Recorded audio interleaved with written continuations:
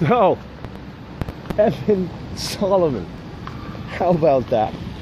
Evan freaking Solomon. So for those who don't know about this guy, during the Ottawa shooting, he was the one that did the little dance on the CBC News for the Kevin Vickers bullshit Matrix story on how he killed Bebo, the bullshit Bebo.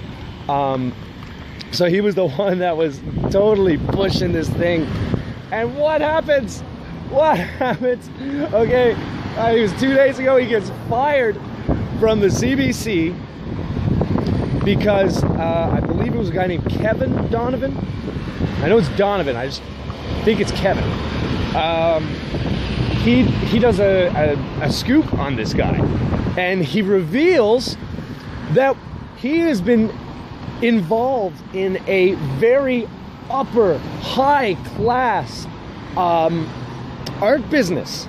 Like, we're talking like pieces of art, at which in one instance, just for connecting the buyer to the actual seller, so like he didn't own the paintings, he was like doing a brokerage for him.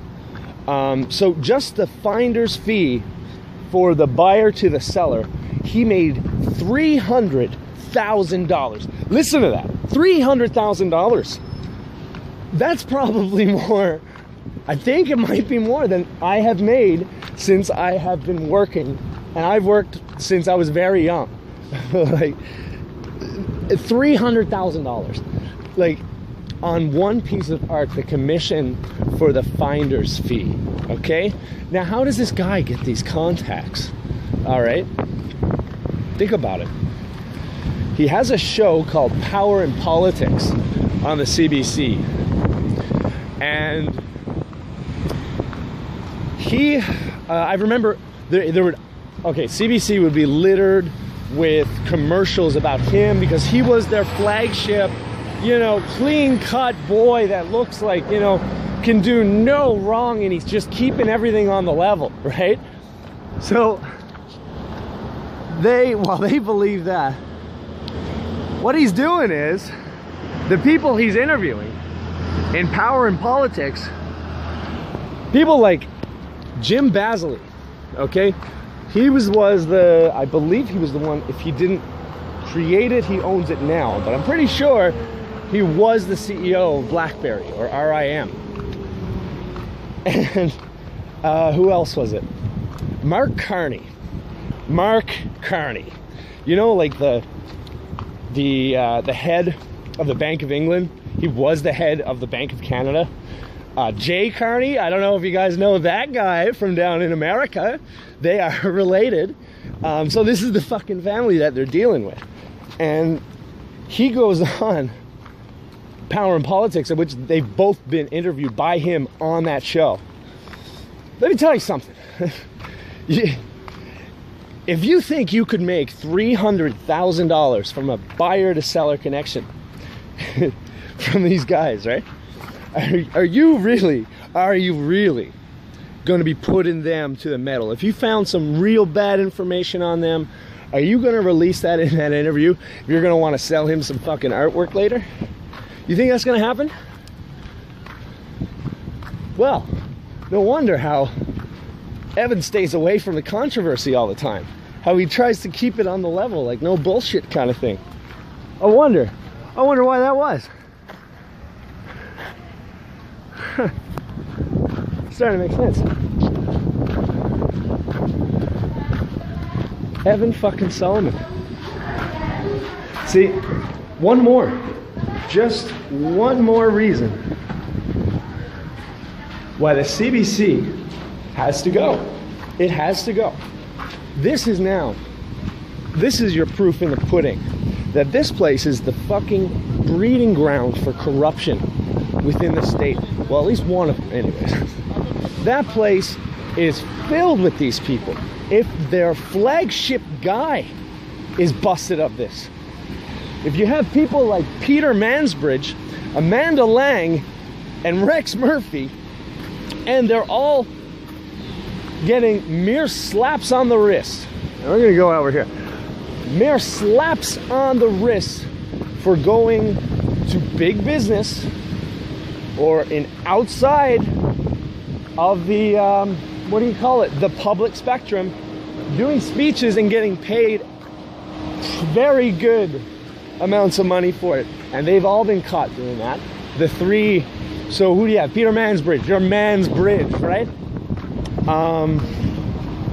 Rex Murphy, the Newfoundlander who knows more than 2,000 words. So you got to put him on TV. He just speaks so well, right?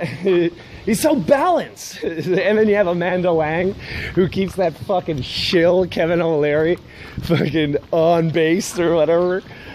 Get the fuck out of here. That entire corporation is, it's got to be the most corrupt corporation out of any of them. I mean, don't get me wrong. Listen, I know that this stuff is happening in other channels, other stations. But you know why I'm not? You know why I'm not so pissed off about it? Not on it, at least not on that. Like I've said before, like I said actually starting right here, the CBC forces you to put up with their corruption and bullshit. So this is what these guys do. They get, and don't, listen, it's not like they're getting paid chump change, okay, to be these master anchors on CBC, okay? You got to be paid a lot of money to keep that bullshit in, all right? Trust me, the amount of lies that they tell in a run of a day, these people know the difference, and they're getting paid to shut it.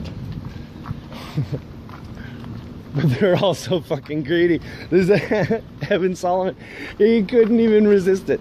He had to go and do some art business. He called called Mark Carney, because he's the governor of the Bank of England and the former Bank of Canada. He would be texting the seller, and he'd be addressing him as the Gov. So he wouldn't even say his name. He would just call him the Gov. And Jim Basley, he would call him Anka, because he looks like Paul Anka, the singer. So he was using nicknames, you know. He knows the difference, right?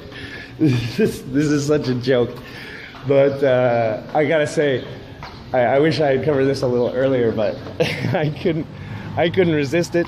I had to talk about this fucking Evan Solomon and his dirty Matrix Kevin Vickers dance on that fucking stage. And guess where he's gonna end up? You know, he's made enough friends now on CBC with doing all those interviews with all those very powerful people, buttering him up with nice deals. You know, he's gonna be in a nice little cushy job real soon. This has been the Auto Expositor. Thanks for listening.